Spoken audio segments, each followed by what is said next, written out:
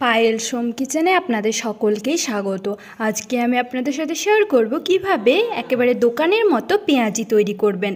দোকানের পেঁয়াজিগুলো ঠিক যেই রকম খেতে লাগে বাড়িতে ঠিক একই রকমভাবে কিভাবে তৈরি করে নেবেন আর সন্ধেবেলা চায়ের টেবিলে জমিয়ে খেতে পারেন চা কিংবা টমেটো কেচাপের সাথে। চলুন তাহলে ভিডিওটি শুরু করা যাক।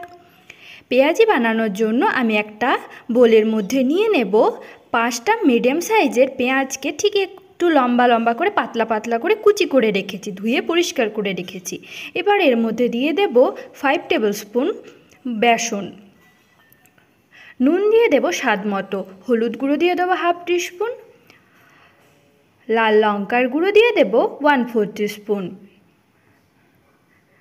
আর দিয়ে দেব কালো জিরে 1/2 টিস্পুন, আর দিয়ে দেব 3টে কাঁচা লঙ্কা কুচি। ঝালটা আপনারা আপনাদের স্বাদ অনুযায়ী দেবেন।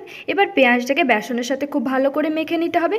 যদি মাখতে অসুবিধা হয় তাহলে সেক্ষেত্রে অল্প পরিমাণ জল অ্যাড করে ভালো করে মেখে নিতে পারেন, তবে কিন্তু বেশি জল দেবেন না, অল্প পরিমাণে জল দেবেন। আমি এখানে প্রায় 1/2 কাপের থেকেও একটু কম পরিমাণে জল অ্যাড করেছি। এবার এই পেঁয়াজিগুলোকে ভাজার জন্য হাতের মধ্যে কিছুটা নেওয়ার পর এভাবে করে গোল করে প্রেসে করে দেওয়ার পর চপের আকারে শেপ দিয়ে দেব, তাহলে পেঁয়াজিগুলো হয়ে যাবে। পেঁয়াজি ভাজার জন্য গ্যাসে প্যান চাপিয়ে আমি এর মধ্যে তেল দিয়ে দিয়েছি, সাদা তেল। তেলটাকে খুব ভালো মতো করে গরম করে নিয়েছি। তেলটা যেই খুব ভালো মতো গরম হয়ে যাবে পেঁয়াজিগুলো একটা একটা করে তেলের মধ্যে ছেড়ে দেব। এইভাবে করে অল্প পরিমাণ কিছুটা নেওয়ার পর এই তেলের মধ্যে ছেড়ে একটু প্রেস করে দেবেন। চপের আকারে একটু গোল করে শেপ দেওয়ার চেষ্টা করবেন, যতটা সম্ভব শেপ দিয়ে নেবেন। এবার ফ্লেমটাকে মিডিয়ামে রেখে পেঁয়াজিগুলো ভেজে নিতে হবে। উল্টে পাল্টে লাল লাল করে ভেজে নিতে হবে। একটা ব্যাচ ভাজতে সময় লেগেছে 7 মিনিটের মতো। ফ্লেমটাকে মিডিয়ামে রেখেই কিন্তু ভাজতে হবে, হাই ফ্লেমে ভাজতে যাবেন না।